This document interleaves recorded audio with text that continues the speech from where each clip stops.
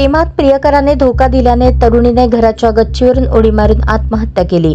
तरुणीच्या आत्महत्येस कारणीभूत ठरल्याप्रकरणी तरुणाविरुद्ध अॅट्रॉसिटीचा गुन्हा दाखल करण्यात आला आहे।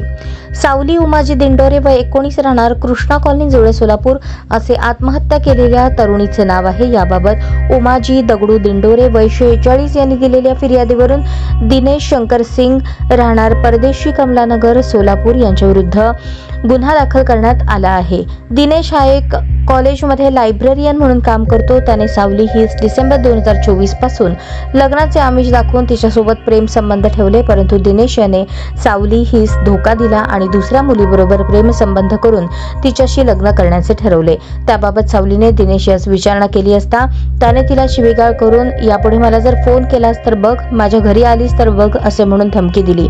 सावली बरोबर दिनेश याने लग्नास नकार दिल्याने सावलीच्या मनावर परिणाम झाला। यातून ती मानसिक तणावाखाली वावरत होती। प्रेम संबंधात आलेल्या धोक्यामुळे सावलीने घराच्या गच्चीवरून उडी मारून आत्महत्या केली।